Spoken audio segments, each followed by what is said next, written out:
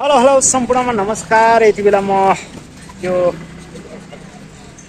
दमकको साल बजारमा छु। यहाँनिर छु। यहाँ चाहिँ पोहोरतिर चाहिँ एकदम खचाखच सबै थियो। डाङडाङ डिङडिङ हाहा हो होलीको रमाप चर्केको थियो भने अहिले चाहिँ यो साल भने चाहिँ खासै चर्केको छैन, देख्न सक्नुहुन्छ।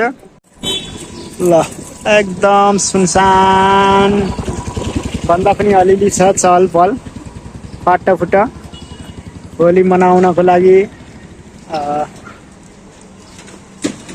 फाटाफुट मान्छे यताउता चहल पहल गरिरहेका छन्, तर यो स्पिकरहरू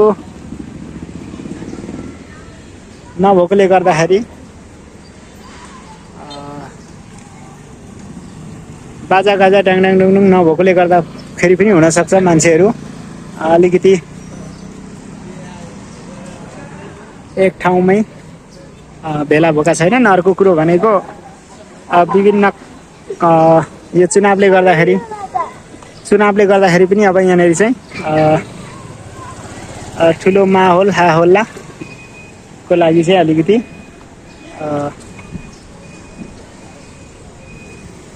गर्नको लागि गाह्रै छ। हल्ला गर्न नमिल्ने भएकोले गर्दाखेरि पनि हुनसक्छ।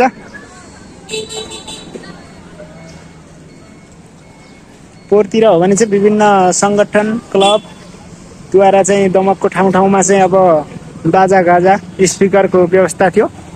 अहिले चाहिँ त्यो चुनावले गर्दाखेरि त्यसो गर्न नमिल्ने भएकोले गर्दाखेरि अहिले चाहिँ बाजा गाजा र साउन्ड सिस्टम स्पिकर डाङडाङ डुङडुङ हाहा हो खासै छैन, देख्न सक्नुहुन्छ।